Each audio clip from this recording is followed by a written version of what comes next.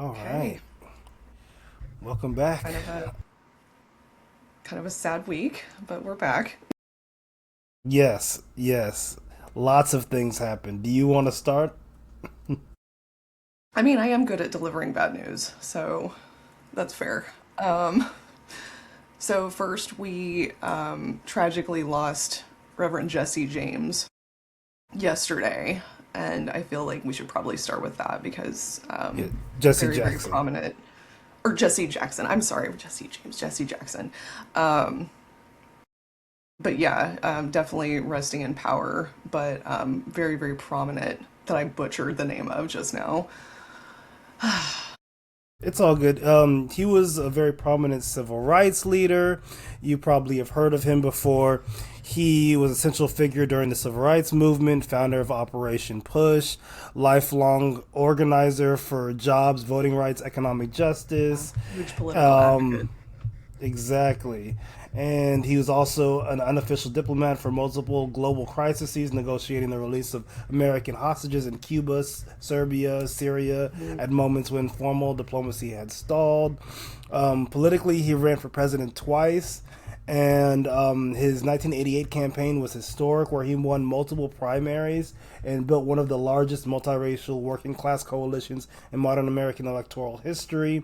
The Rainbow Coalition, which was directly inspired by the Rainbow Coalition built in Chicago by Fred Hampton of the Black Panther Party, which brought Hmm. together and united black, Puerto Rican, and poor white communities through groups like the Young Lords and the Young Patriots organization around shared struggles over housing, policing, and economic survival. And Jackson later scaled that coalition vision into the national political stage, forcing the country to reckon with political power and multiracial working class alliances. He pretty much paved the way for what Obama did later. And he was somebody who was not a your typical politician coming in and kind of uniting a whole bunch of people under workers' rights and job rights and stuff like that, and a lot of what Dr. Martin Luther King Jr. tried to do with his Poor People's Campaign towards the later years of his life. So, he's a very important figure. R.I.P. Rest in power, rest in peace to Jesse Louis Jackson, and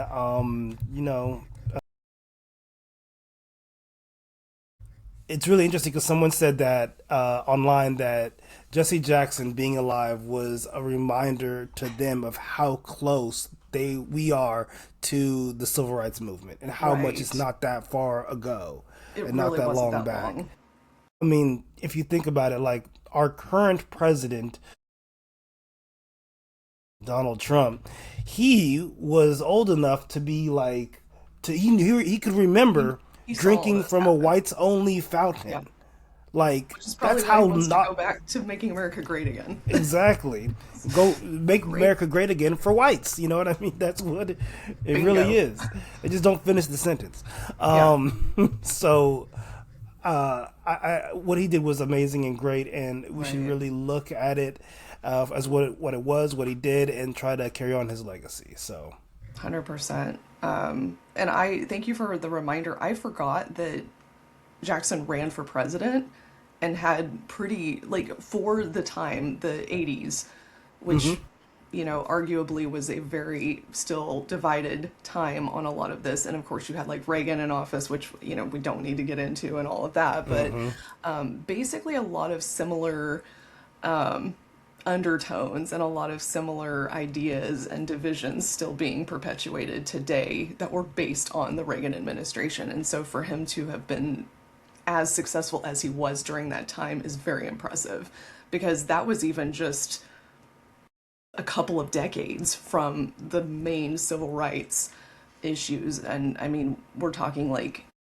water hosing people and, terrible, terrible things like that. So, yeah, just very prominent. And it definitely is a good reminder of, hey, we haven't been that far removed from all of those terrible things that happened just not even 100 years ago.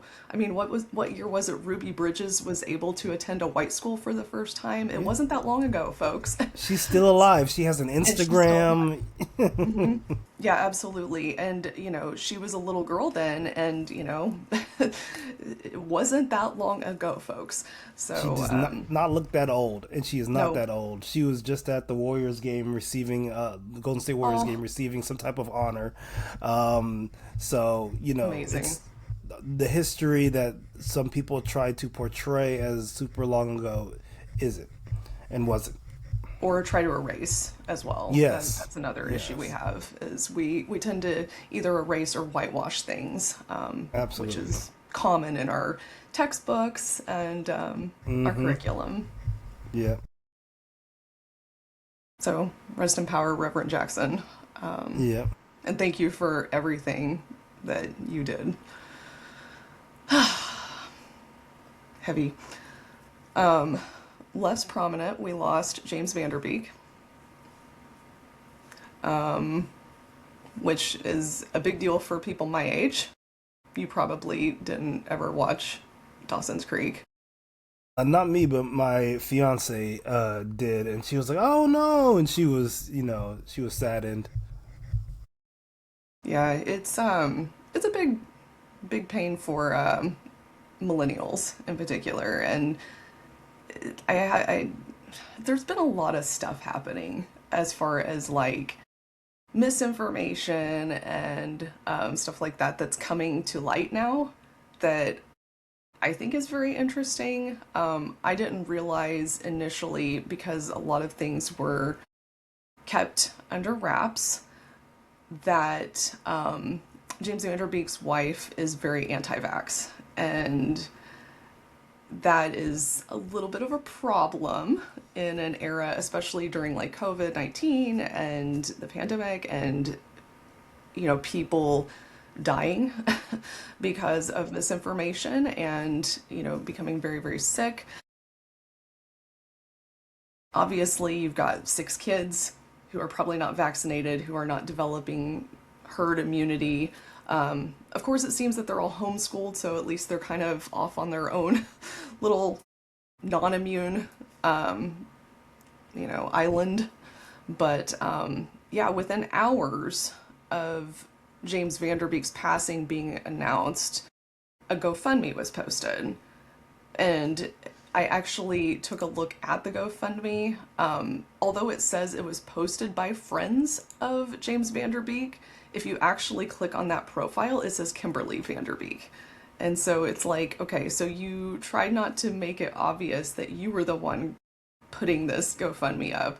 Also, like, can we grieve first before you put up a GoFundMe? Like, I don't know. It just felt very insensitive. It was just very I don't read the room well sometimes, and I feel like I'm telling her you need to read the room. But also, a lot of prominent people. Did this have to be like public? I don't know. Some of us peasants who are not in Hollywood, who do not make tons of money, um, why are you asking us for help when you have the connections in Hollywood that you could ask for help and they would I don't know. It was a really interesting choice all around. Yeah, I so my first thought is if I'm being charitable, maybe she wanted to help figure out funding for the funeral. That's and services like that. That's my Hmm. charitable take. Also, I saw, and I don't know if this was misinformation, that right before he passed, he had bought four The million ranch. Hmm. dollar ranch. So I mean, hey, you got land. You could sell land to get Hmm. money to be. I don't see why you Yeah. need that ranch. Um, um, I think everybody grieves differently. I mean, you have everybody from the, you know, prototypical people who are sad, sobbing, and, grieve in a way that nobody would ever, question or say any or critique or say anything about. And then you have, the Erica Kirks who are gonna, come out to fireworks and swinging on a cable and I don't know what. So It is giving Erica Kirk. Good comparison.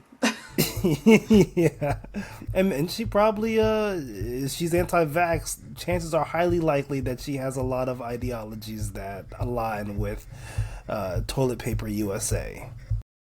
Yeah. Um, I kind of wonder to what extent those anti vax conspiracies, for lack of a better word, impacted the treatment that James Van Der Beek received or did not receive.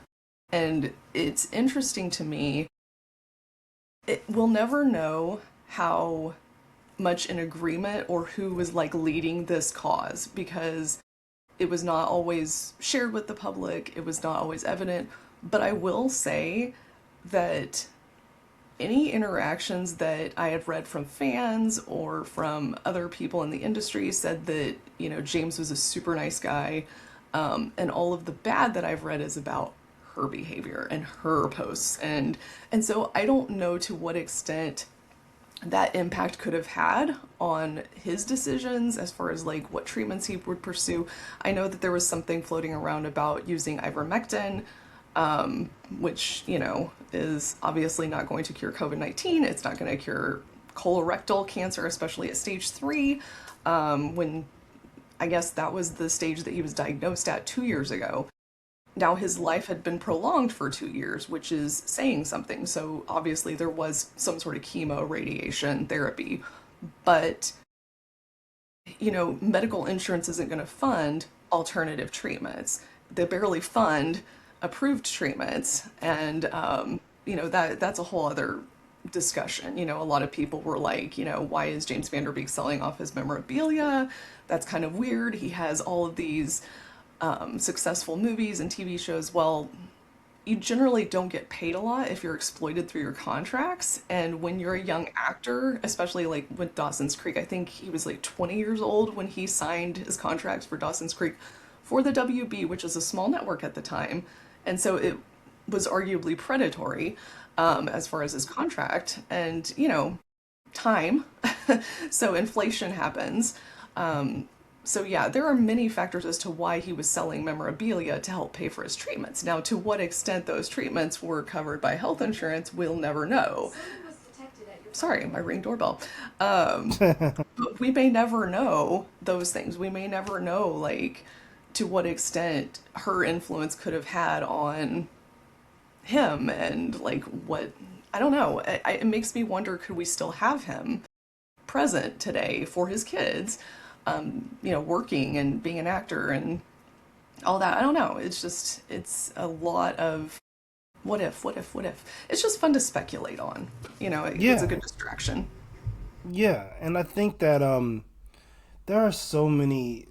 I think being anti-vax a lot of the time, from my perspective, it comes from a very anti-intellectual, anti-science point of view. Yeah, A lot of times I hear like, "Oh, it doesn't stop you from getting COVID if you get the jab. It doesn't stop you from right, getting." I'm like, okay, well, let's think about this.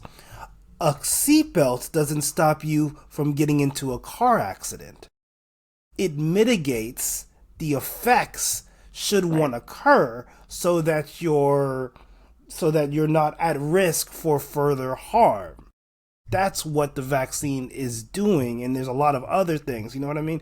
And you try to break it down very simply, and trying to explain that there's no connection between autism and Oh my God. vaccines, and also the idea that there is very ableist, like Hmm. super ableist. I mean, and they don't even understand that concept. um Oh yeah, but don't even try.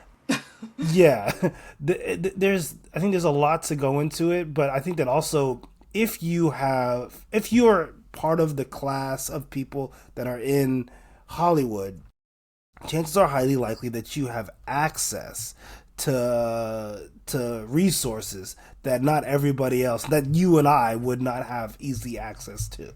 So we don't know. We'll probably never know, and to some degree, it's none of our business. Also, but I think Yes, it I. is. Come on. I think it's one of the things that I think us as millennials, whether you're at the elder or younger millennial Here's level, your beauty. I think that one thing that we should be reminded is to go get that checkup. You need a full physical. You Oh my probably got to God. go to the dentist. You probably got to go to the optometrist, get your eyes checked. Um, do all of that. That's what this should tell you as well. It's Right. time. It's time. Yeah. He was like 45, I think, when he passed, and like that's too young. And but the thing is, I think you start your screenings for colorectal cancer at 45, I believe. It's not 40. But it's my understanding that, my spouse had talked to somebody about it. It's like, do I have to start getting those soon? He's a little younger than me. Because I'm like, oh, 40 years old, guess what you get to start doing? And then his doctor said, no, that starts at 45. And it's just like, oh, well, and I think I even referenced, I was like, well, James Van Der Beek just Yeah. got diagnosed with colorectal cancer. So, like, he's not that much older. So, yeah, definitely get your screenings. As somebody with breasts, I hate getting a mammogram. It's like the most triggering thing in the world, but go get it. Go get everything done that you need to and that you can get covered and that you can Yeah. have access to for sure. Because once again, it's a privilege and it's an accessibility issue as well. Absolutely, absolutely. And you know what? Once you do it, it's not as scary as you thought. And Except my nurse. sometimes, yeah. It was never And a lot of times you'll learn things that you need to, attend to. Sometimes we just don't want to know, but not mm-hmm. knowing is going to make the situation worse in the long run, whereas you may be able to catch Yes. something and do something now.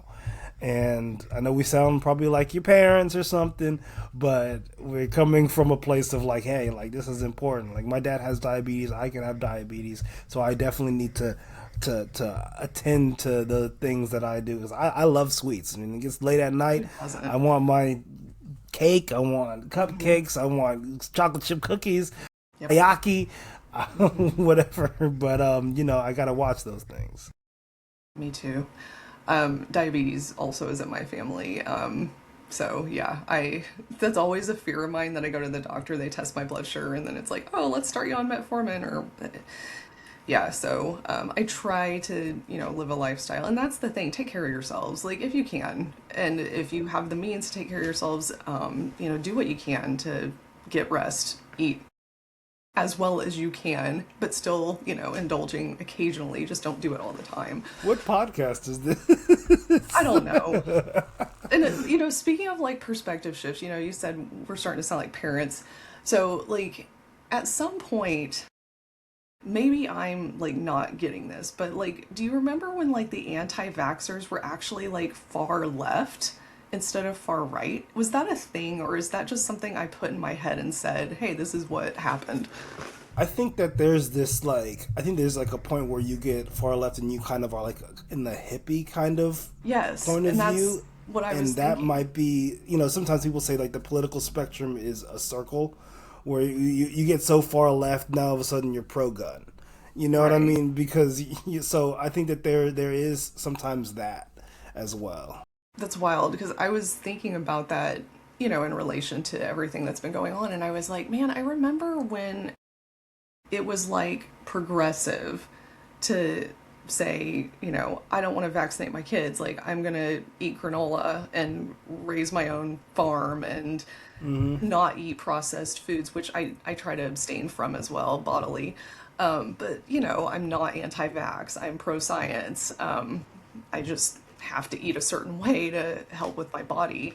But yeah, I was associating that with like historical like hippie culture, and hippie culture is paired with, and maybe this is like a relational frame discussion for another Hmm. day, but like, when I hear hippie, I think left, I think anti-war, I think, all the things that I tend to also, but yeah, that shift from my perspective was very hard and abrupt because we went from like yoga, loving everybody, anti-vax, fun moms to, oh, now kill your grandma because you didn't get vaccinated.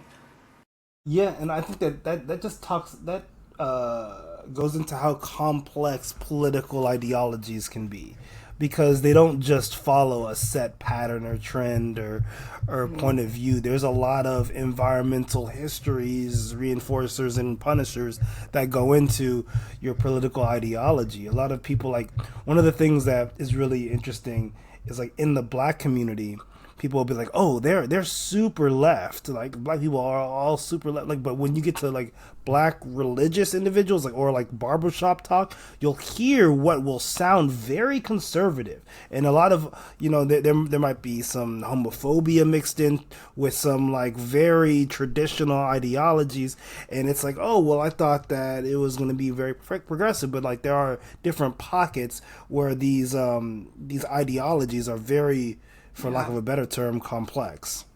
Yeah, totally. And I think you hit the nail on the head when you speak about religion, because, we talk about populations and who voted for Donald Trump in the last election. And we know that black women showed up. They showed up for Kamala. They understood the assignment. But other demographics did not show up and did Yeah. not understand the assignment. And so it just gets more like everybody is split. You had black men voting sometimes for Trump, which blew my mind. You had the Latina community kind of divided, but there's a heavy Catholicism underlying, I think, in Latina culture. And then, of course, white men just overwhelmingly over to the Trump side of things. But that spectrum was so interesting to me because on the one end you had white men, on the other end you had the complete opposite, black women. So, and then everyone kind of fell in between. And I think what's interesting is that is a complete, in my perspective, understanding. If you understand white supremacy culture, it's not surprising at all, because Right. you look at the individuals who try to get proximity to white, straight, cis, male, Christian, identities. If you can get closer to that, you're more likely to vote towards, Trump. But Yeah. if you're further able to accept or access that those identities, then you're more likely to vote the other way. And there's a small pocket of black men that voted for Trump. You know what I mean? And we call those tokens. Tokens get spent, and those, I can't say the word because the video will get suppressed, but I'll spell it COONs. And those individuals, often will vote that way to try to get the benefits that proximity to whiteness will afford them. Then you have Latino people who may try to get that proximity to whiteness, who may have understood later on that that's not going to be available for them. That's not going to be okay. The I love to make fun of this because it's just like such a funny moment in time. Like, we will vote for Donald Trump. Like, that was like, it was low key a slap, but it's so bad that they Didn't did age that. well. It didn't age well at all, because all those same people were talking about, oh, we didn't know that they were going to come for us. We didn't know. We thought that they were going to go for them, but oh no. First they came. Let me get to the bottom of that poem, and then I understand what's Yeah. going on. So Yeah. yeah. That's so sad. And part of it is also, you know, being misinformed. Part of that is not having the education to, be exposed to what actually was going on. And like, I paid attention to as much as I could mental health wise when campaigns were happening and stuff like that. And I was like, he literally said all this, folks. But the thing is, I was more adjacent to the information. I was able to understand the information. It was in my native language, all these things that, I just, it's so frustrating. And that feeling of betrayal, especially now, is probably very real. And if only there was a way we could have prevented this. Yeah. If only. Yeah. And I think that also there's a problem with people not being involved with their community. Yeah. So since we're so separated and we feel like we're able to get that same communal sense via social media, we're not able to go to our neighbor to understand how Yeah. they're doing. We're not going into the streets, going to the schools, the local whatever, to really understand the material conditions of our neighbors. So we don't really understand what's affecting them. So what seems to be on our For You page is what we believe to be real, and that is heavily curated and prescribed by people who want to vote for Trump, people who are the elites, the rich, the wealthy, you know what I mean, and the people in the Epstein file and racists. Um, you mentioned Trump literally said what he was going to do, and he's been doing it. This Project 2025 tracker shows that they were able to complete at least 51%, according to this tracker. You know what I mean? Of their intended goals for that Project 2025, and he was like, I don't know what that's about. I have no Right. connection to it, Oh, and I I mean he remember. just Pepperidge Farm remembers. misinformed.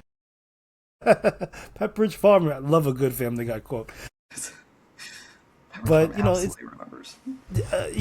don't listen to just what they say. Look at what they do. Hmm. I hate saying that I told you so at this at this time, but yeah, it was spelled out. We had access to it. You can listen to a person who's literally a convicted felon and a known liar and a known pedophile and like all of the things, and if you choose to believe that vocal report, that's on you.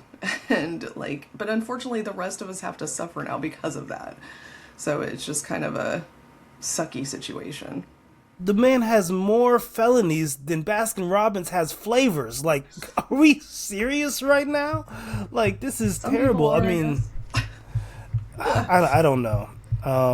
I know it's really sad. And at what point are we actually going to sentence for the felonies? At what point are we going to hold people accountable for the Epstein files that we've been told now to just move on from?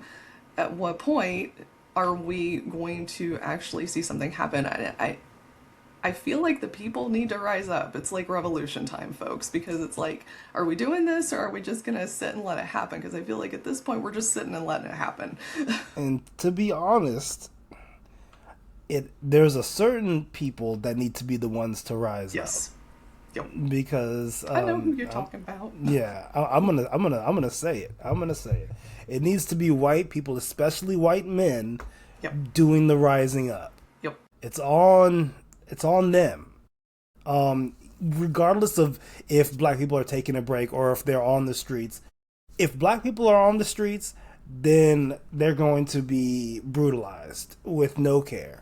If white people are on the streets, January 6th they get to walk into wherever they want to walk into, and it's all fine and dandy. So until the material conditions of the white man deteriorate enough for them to decide to rise up, I mean,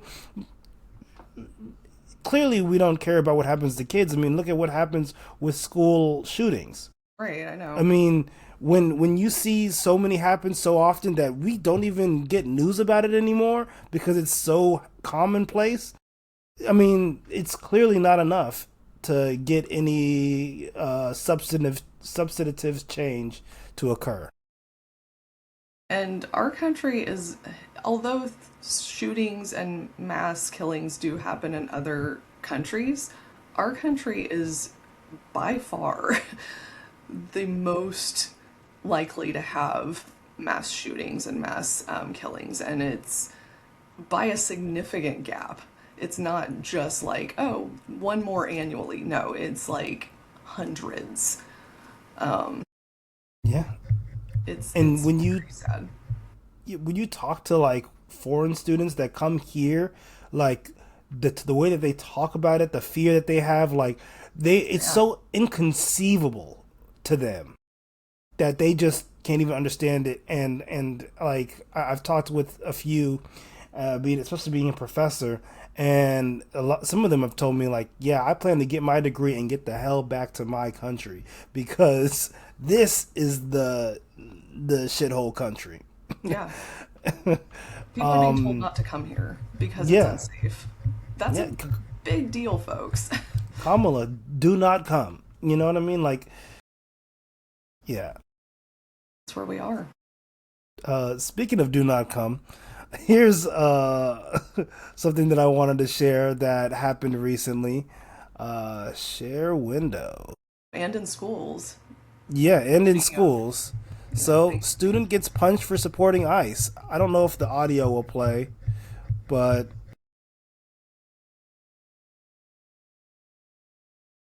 he's got a sign.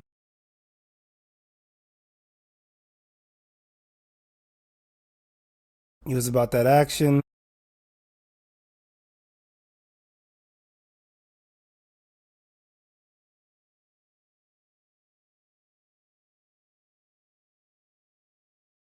no swearing in this room. So we can see clearly, this student that did the punching is being, taken and put to the side. This guy that originally in the picture says has a I love ice, right?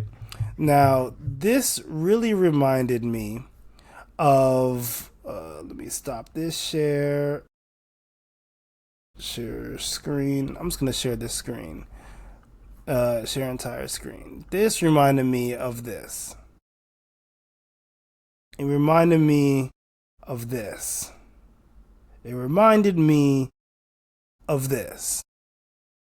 When we talk about what is terrorism, what is violence, it's often the oppressors that get to define what terrorism and violence is. I looked up the definition of terrorism: the unlawful use of violence and intimidation, especially against civilians, in the pursuit of political aims. AI overview is down here, but what really brought my attention was the unlawful. So the law gets to define what is terrorism. Slavery was legal, segregation was legal, there have been concentration camps, internment camps, all sorts of stuff. But the law, which has not always been moral, gets to define terrorism. And I take umbrance with that. I take issue with that. Because I don't think that those things are. I think this is terrorism. I think that this is violence. And I think that the behavior of the I Love ICE sign guy is terrorism and it is violence to students. And I wanted to try to have a breakdown of an applied behavior analytic breakdown of what happened, because ideally this guy was trying to provide positive punishment to the student holding the I Love ICE sign, and he delivered an aversive event, the punch, which he wanted to have that reduce the other students' pro ICE sign holding behavior. But for positive punishment to reliably reduce behavior, there need to be several conditions that are met. The punisher has to actually occur, so the punch has to make contact as a function of aversive conditions, which the punch might, I don't think it made contact.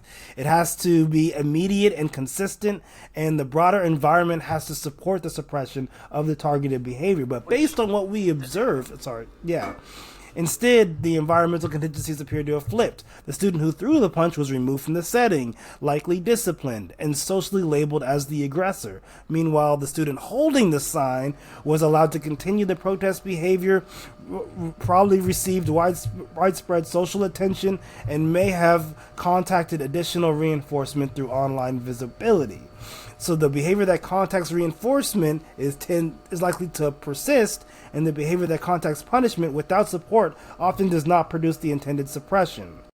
So that's a quick little thing that I wanted to share. What do you think? It's giving Kyle Rittenhouse to me. And that whole situation, that's all I could think about was the Kyle Rittenhouse stuff.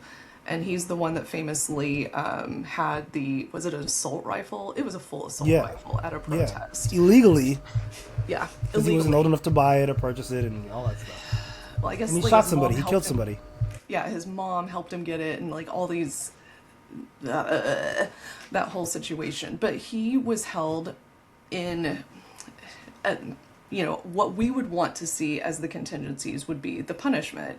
However, he was held up in esteem. He was given all these opportunities that most people never have access to, privilege and exposure, and getting all sorts of praise from the alt-right community and all sorts of stuff, and those served as reinforcers, and he's continuing to be a piece of crap now,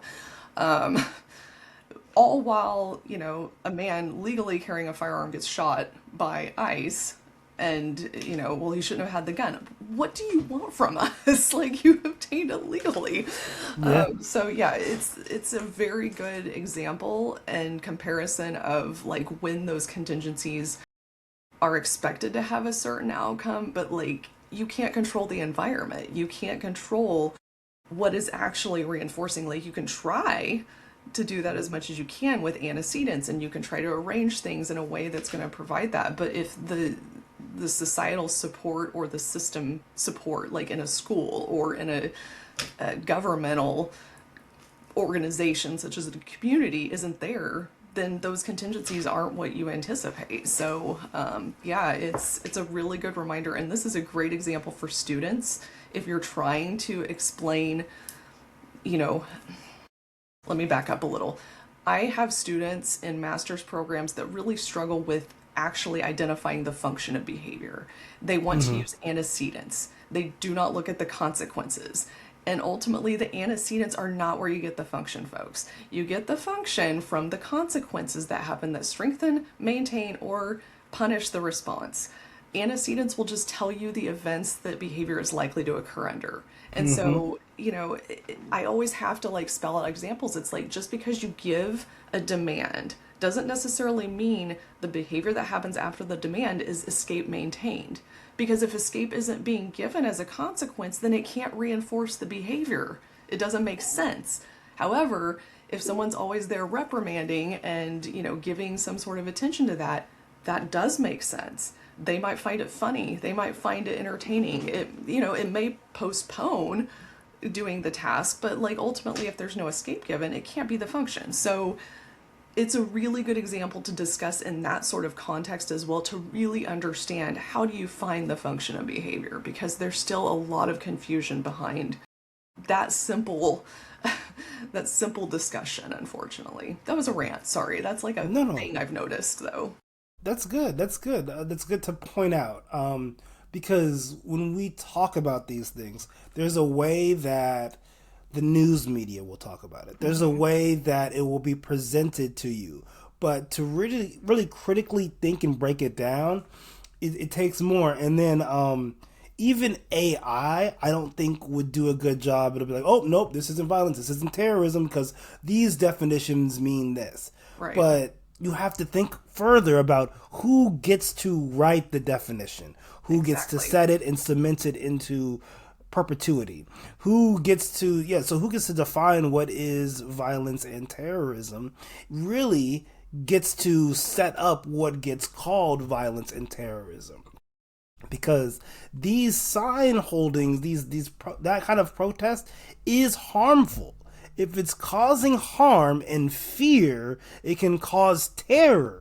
And that act would be called terrorizing somebody, which therefore is terrorism. But when you have such a narrow lens that's only defined by what white supremacy culture gets to select, then you're going to get whatever that selects. Right. And I feel that the concept, and I know I've read this in some books, I can't accredit them right now because it's been one of those things that I've read as a theme overall in a lot of my books. I read about like systemic systems and all of that. But the idea of peaceful protesting is weaponized, especially in communities where, violence is an associated term, and the whole idea of, well, if you peacefully protest, then you'll be heard.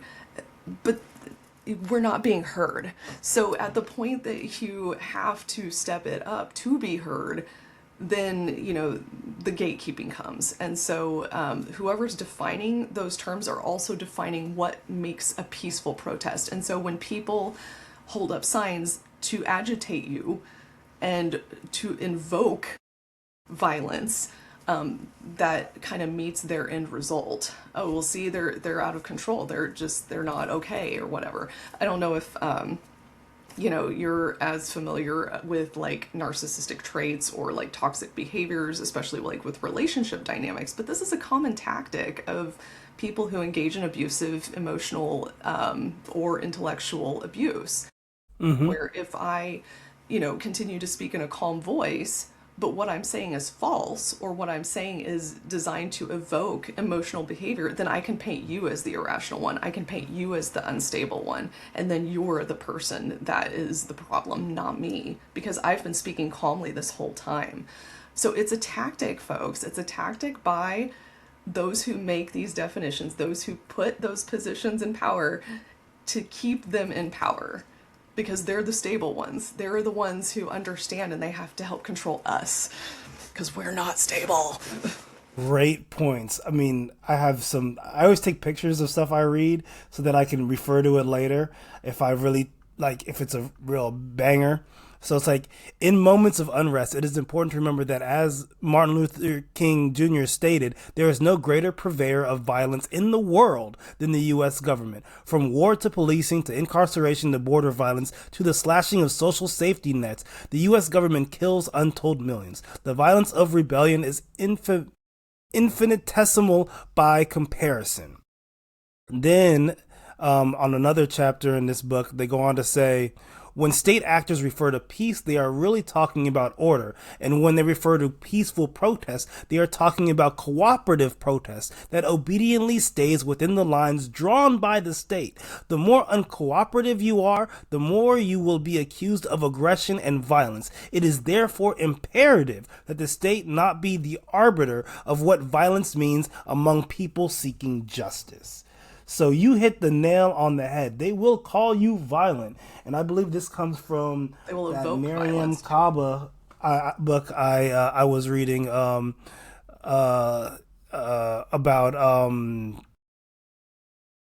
It's in the show notes. It's in the notes. I already put it in the in one of the notes for the Excel sheet. But do this no it's blanking. My mind's blanking. I'm gonna stop even trying. Mine does all the time. It's fine. I get it. And that gets worse as you age, just so you know. Let This Radicalize You. Let This Radicalize You is the name of the book. So that one's on my list.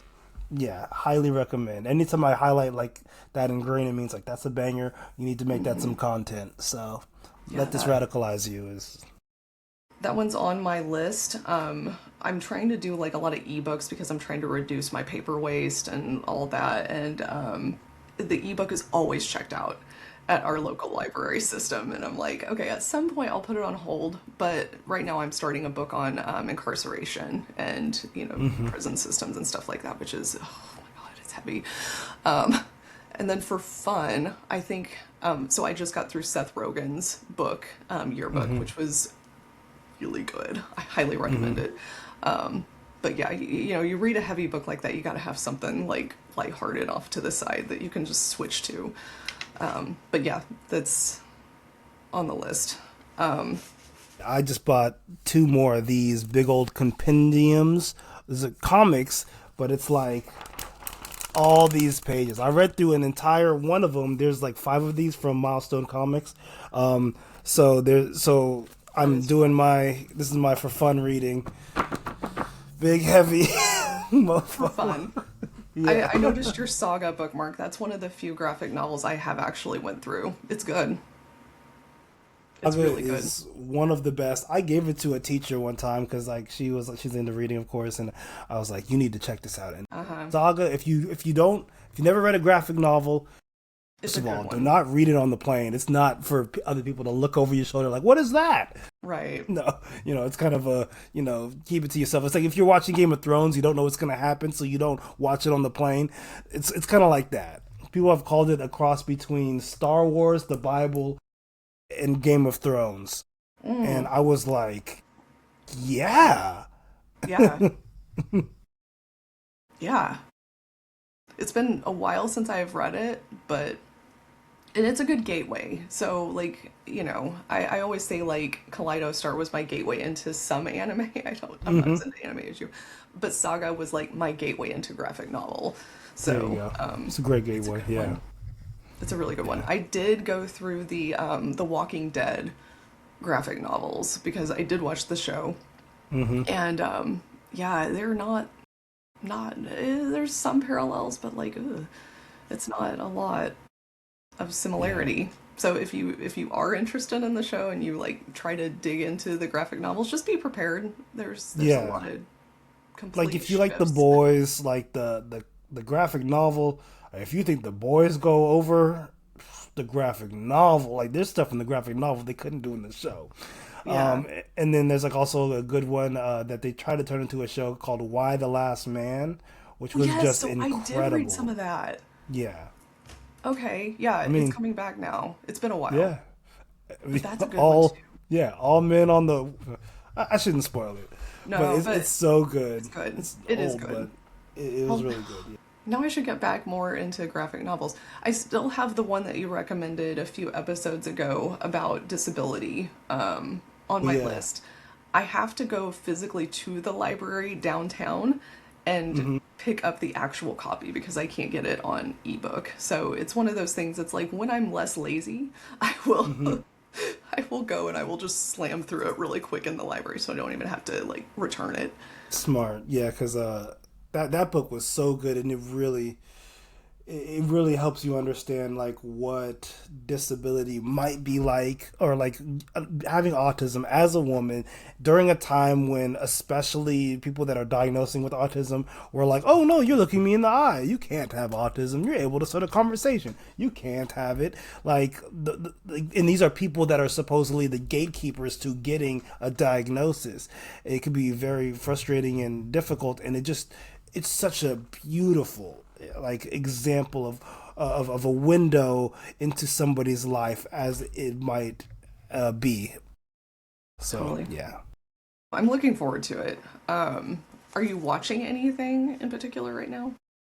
Well, I want to start that new Game of Thrones thing. I didn't even know there The was one. Seven Kingdoms or whatever. I don't know. I mean, so I've watched other Game of Thrones stuff, but as for what I'm watching, really the only two things that I'm watching are anime. They're Jujutsu Kaisen, and then Frieren, which Frieren, this anime is like one of the best animes. You will cry.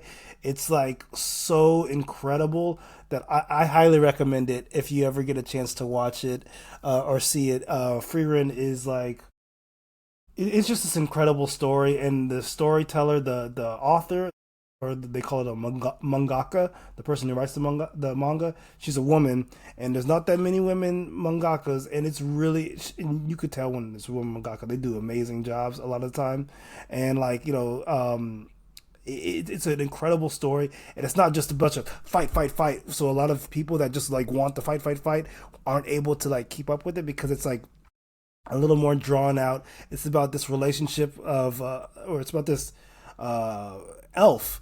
And elves live long lives, longer than most people, right? So like she's coming to recognize certain feelings she had for a human who passed away in old age, and like she's almost autistic in the way that in the way that she's not necessarily able to emotionally connect to things because she lives for so long. She often like will spend months in a place that she's supposed to be just stopping through because the her perspective of time is different. Right. And she's like she cries and she's like, I don't know why I'm crying. And I've had that experience where like I was crying and I was like, my mind, I don't think I need to cry, but my body is just Mm-hmm. having this reaction. So Right. it's just so deep and emotional, and it's also got some amazing action as well. So yeah, That's anime cool. recommendation, Free Rin. Is that on Crunchyroll or is it? Yeah, it's on Crunchyroll, and I think it's in a few other places. It's called Free Rin Beyond Journey's End. Um, yeah, highly recommended. How about you? What are you watching? We started Love After Lockup. Okay. Here, here's something about me. If it's a like trashy reality show in quotations, I'm in. It doesn't matter. Like I've watched the 90 Day Fiance franchise, the hot mess that is within all. I can name several of the couples and people on that show. The early 2000s flavor of love, rock of love era is kind of like my niche. Mm-hmm. So yeah, I started Love After Lockup, and it's funny because my spouse has kind of like taken to some of my comfort interests and everything. And so, like, Teen Mom and like the 16 and Pregnant franchise, I watched for years. And I will just consistently keep Pluto on the Teen Mom channel.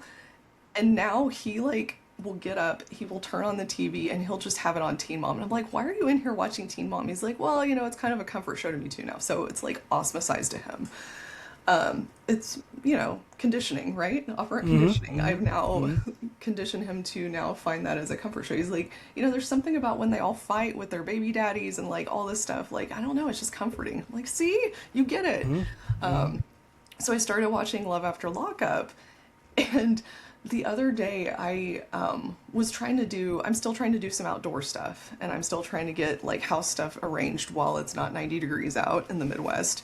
And he was kind of disappointed. He's like, I thought we were going to watch more of that prison dating show. And I was just like, we will, just let me get some stuff done and we'll get back to those. So I've got him like hooked now, which is hilarious. We're like in season 2, Love After Lockup. And yeah, I'm reading, I just finished Elizabeth Smart's book. And now I'm starting a book on incarceration, just finished Seth Rogen's book. I feel like you in particular would like Seth Rogen's book. I feel like he hasn't Okay. really been as problematic as some people, but he like talks about some of it in the book too. So if you need Nice. something entertaining, it was really good, and it was written in a way like you could easily see Seth Rogen just like narrating the whole thing, which I love, and it makes me happy. I would So yeah, love an audiobook with his laugh in you it. know, I should have checked to see if it was available in audiobook and if he was the narrator, because that would be a missed opportunity for sure. But I need to look at that. But yeah, I just got it from the library and just read it really. It was a super quick read. I think I got through it in a day. Super I uh fast. I gotta say there's like a trope, especially on like TikTok of like women with their male partners, and like they'll be watching some reality show or whatever, Uh-huh. and then like the male partner will They not get be like, hooked. this is trash. I'm not interested, and something will happen, and he'll be like, Yep. and then like the next time he'll be like, and then they'll be like on the couch together watching it together, and he's like, you watched one episode without me, so like Absolutely. That that is what happens all the happens. time. It's happened to me, so that's so common. And then, real quick for my reading, I love that we're talking about reading. I just finished Asada, an autobiography. So about Asada Shakur. So that was great. And then I just started I love a good biography. Wretched of the Earth by Franz Fanon.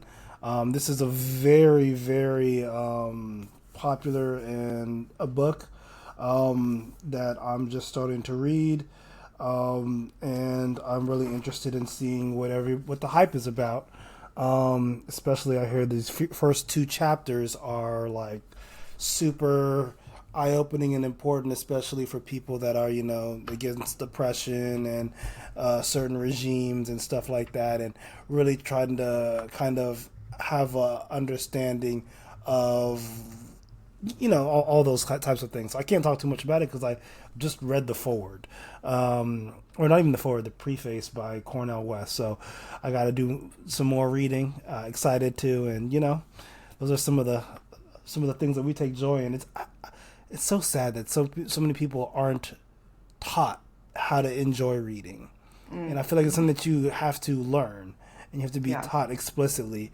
And if those contingencies aren't met, then people are not gonna find the love of reading. And I didn't until I got to my master's program, so I totally see why people wouldn't and don't. And also, I feel like it's also a privilege to have time to read, Yes. And to have which access to books and exactly. materials. Exactly. So I mean, I'm very happy that I'm privileged, and I try to share that what I learned through my readings for to other people, and I love talking about it too, as you can see. Yeah, absolutely. And like there's a genre for everybody, and that's the Yeah. thing. Like I don't know if you're on any book tracking apps or anything, but I'm on Goodreads, which I don't love because it's owned by Amazon. But then there's also another one that my other friend is on who avoids social media. I just can't remember what it was. Storygraph. So Hmm. Storygraph does this cool thing where it'll give you like a graph of your trending like past reads and everything. And when I look at my pie chart for that, it's funny because I don't generally read fiction. Like I've read the Game of Thrones books, which is Hmm. why I don't think I liked watching the show at all. But I read through the books. I even read through the terrible like third one that was just like, what are we doing here? Even read that one. I read the Harry Potter books, but like generally I don't do fiction. And so when I pull up my graph, let me find it, but like the words are so funny. Okay, so the majority of my stuff is reflective. So I read a lot of biography, autobiography, so I'm like making note of what you're reading because autobiographies are like my jam. Then closely followed by challenging, that makes sense. Informative, but then it gets like sad, dark, emotional, and funny. So it's like, what a what a complex pie graph I have there. But also it reflects like me. Hmm. I don't know. It's like why don't you just say you are messed up and leave it at that? Wow, this girl's pie chart is really weird. Maybe we should report her.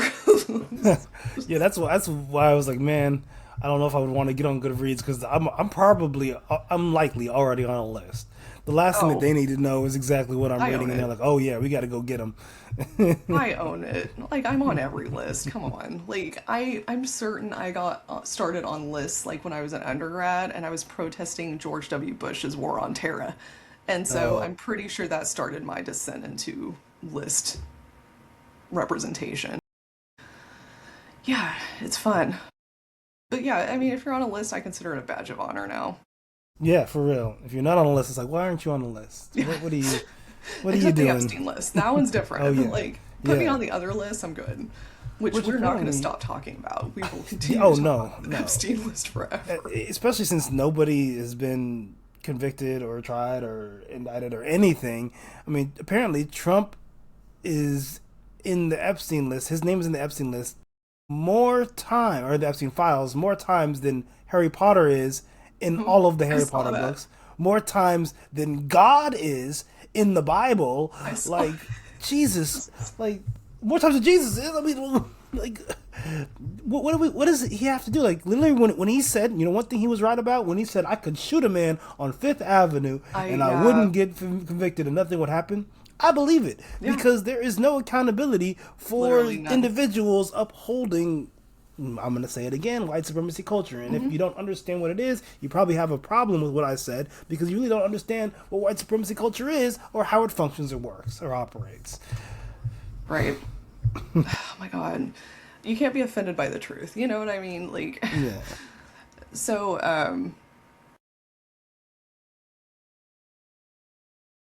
Was it more fun stuff that you were going to talk about or no, it wasn't fun stuff. But I mean, we can't talk about fun Epstein stuff. So files? Epstein Uh, files are not fun. That is no, no, I mean, like, if it was not fun stuff, I'm trying to remind you of what we absolutely were not fun stuff. talking about. But yeah, I Trump. mean, well, oh yeah, so like it's interesting because this was probably one of the first big things that happened with Trump. Remember when he made fun of the disabled reporter? Like Pepperidge Farm remembers. I Yeah. will never forget that. I thought then he was done.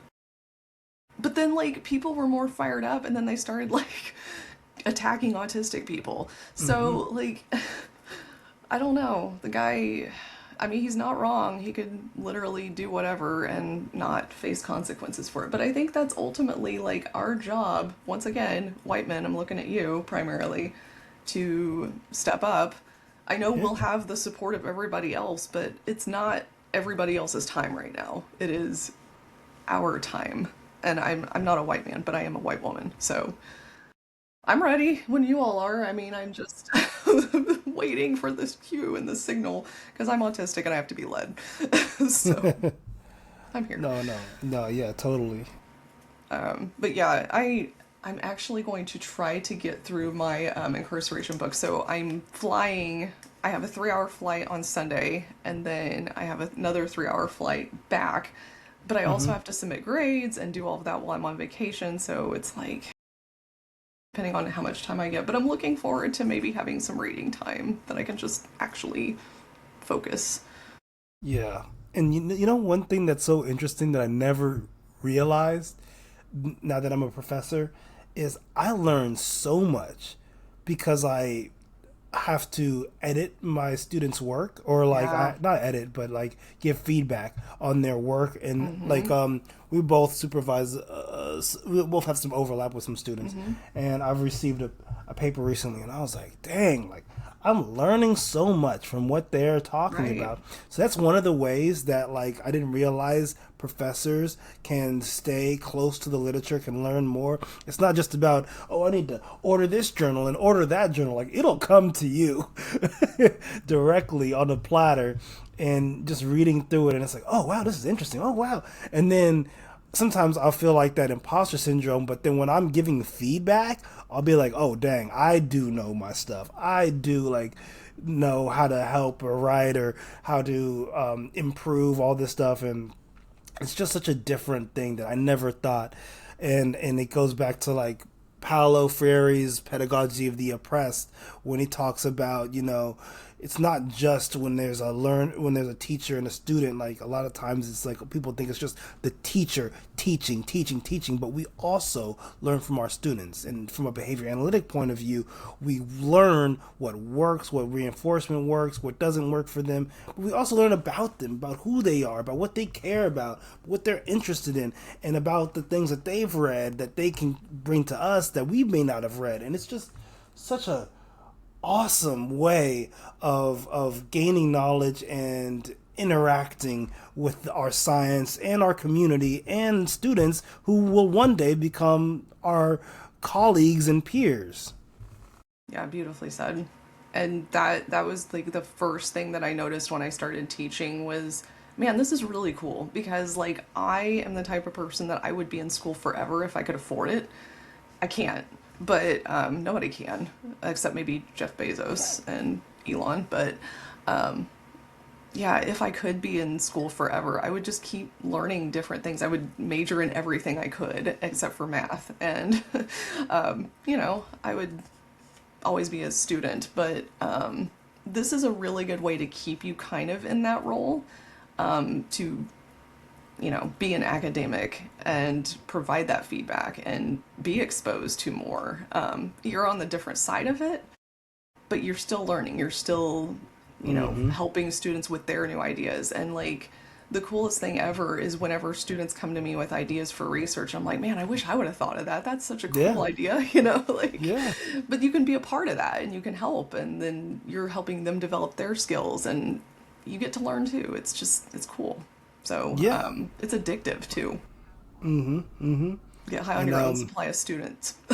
exactly. And like one of the things that we get to do is we don't just create our own. Like we have our own research so we can kind of create our own, but we also like there's like a lineage from the students that we worked with, and them being able to make theirs based off of the support that they got from us, or maybe we gave them a connection so that they could be able to go off and do things, and then they teach people or they have connections. And it's just like when you see like the flow chart or the Yeah. tree of all of the ways that your decisions helped others, it's incredible. And it's not only for professors, it's for teachers, it's for individuals. So when you're able to kind of realize that, there's such a great sense of community and fulfillment that you get from it, as opposed to some people are just like me, and I just want to do me and it's all about me. And it's like, no, like that's really not what pushes the science or pushes humanity.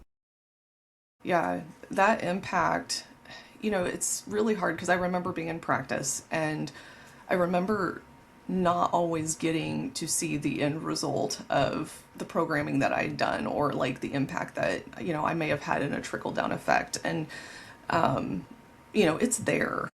It's not always evident, it's not always obvious to us, but it's there. And that's why I think it's so important. You have an advocacy space, I have an advocacy space, and especially when we talk about like ABA and autism service delivery, like this is an area that I'm like, you have to really be aware of what you're doing, because it's going to impact everything. It's going to impact the students who you're supervising, it's going to impact the learners who are, getting the services not just from you, but from the people you train and the people you teach and all of that. And so that trickle down is so important, especially if we're talking about cultural revolutions and cultural change and, actually ethical practice that some people might argue is not as important, but those of us who are involved in that work in that space knows is vital.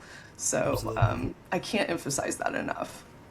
Absolutely. I wholeheartedly agree, 100%. And I'm looking at the time. I know we could go forever, but I do want to tell everybody watching, like, comment, subscribe, share this with a friend, share this with everybody. Please, we want to get the word out there that we're doing this, the Learner is Always Right podcast.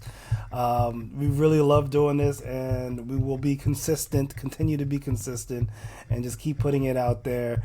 Yeah, because I love this. It makes me, I leave thinking so much like about what we talked about, and just kind of excited about a whole bunch of stuff in a world where we came in like Heavy. everything was terrible.